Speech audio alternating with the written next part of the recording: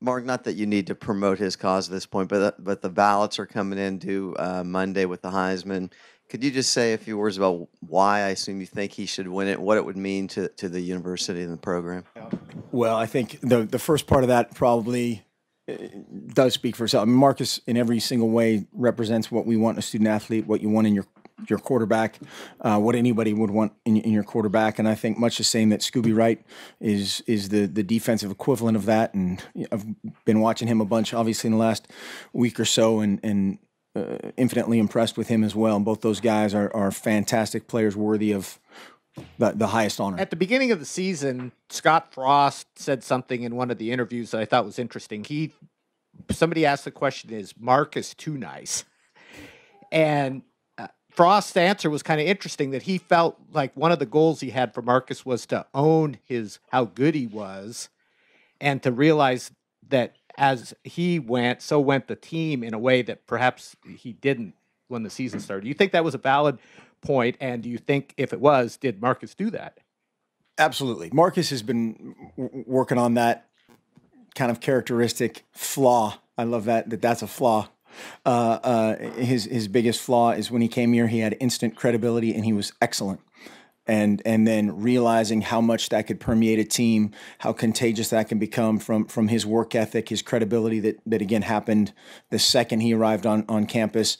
He's always been a great worker. He's always been fantastic on the field from a talent standpoint. He's been great off the field, whether it's community service, academically, and all that stuff. And just the realization that, hey, when I talk, people listen. That's something that was not natural, and that's great. That's fine.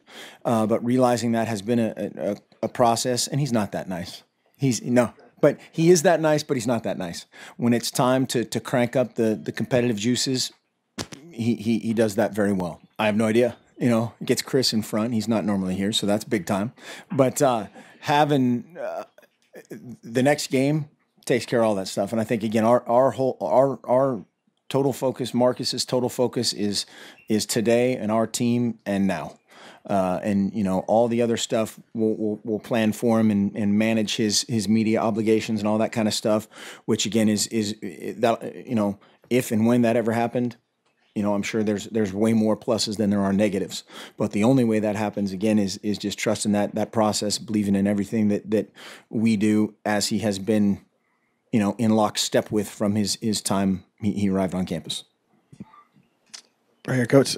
Royce Freeman has received a lot of attention locally, obviously, from the media because of the season he's had. But Nick Wilson for Arizona, freshman as well, has been just as impactful for his program. Can you compare the two in terms of what differences and likenesses they have? They're both really good. They're both fantastic players, and they've got a little bit of a two-headed monster at tailback as well.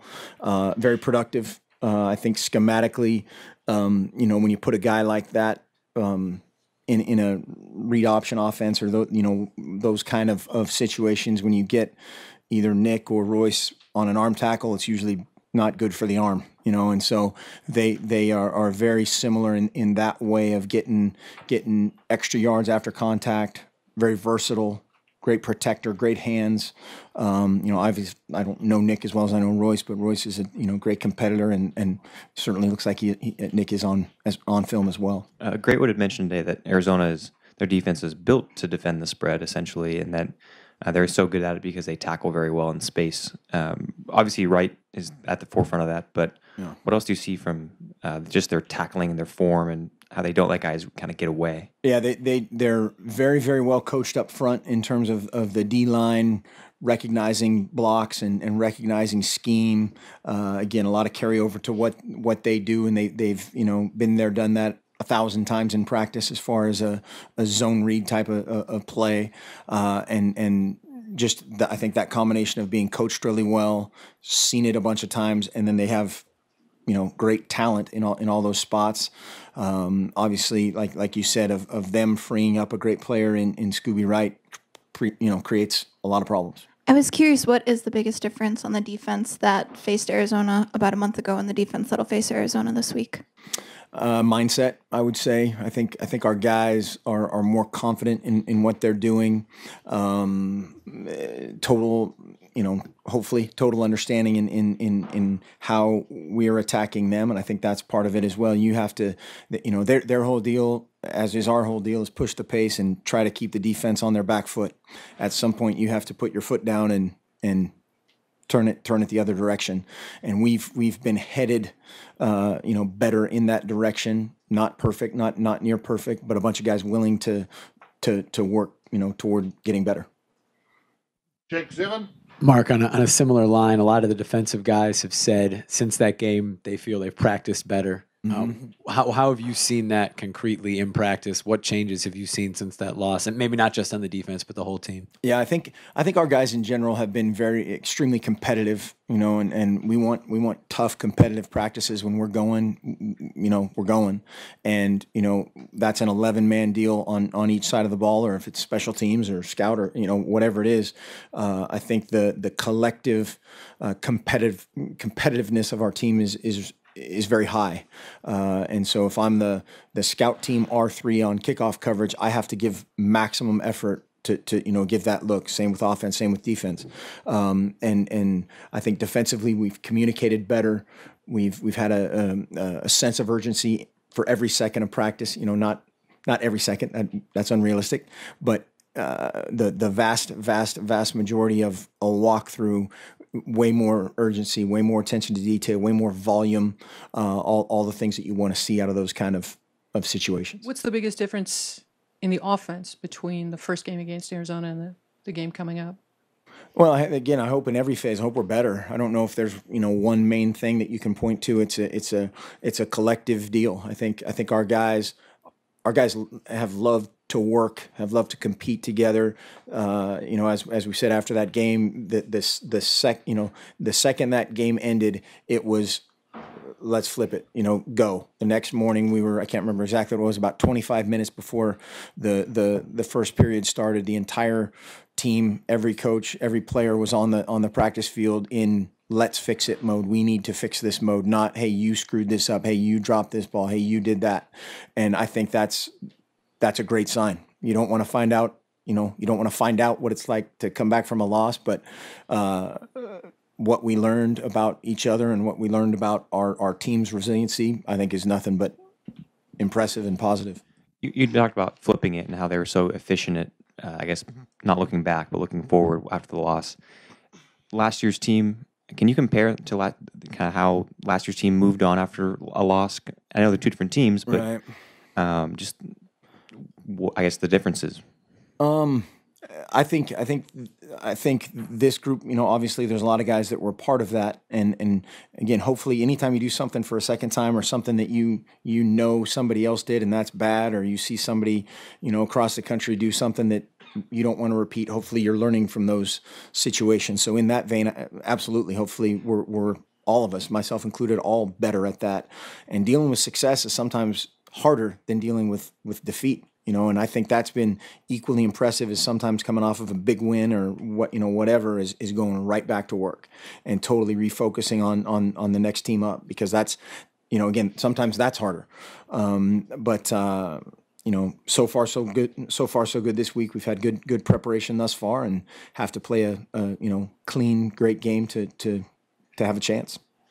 Chantel? Another Marcus Mariota question for you. Just wondering, what is the furthest off even keel that you think you've ever seen Marcus, not necessarily in football, but just in general? The furthest off even keel.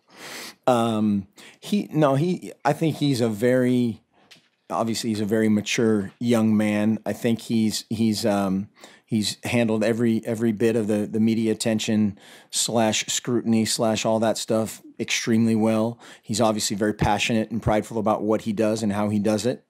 I don't think I've ever seen him rattled totally, in terms of when he's gotten after guys or gotten after the team or gotten after the offense. It's been appropriate.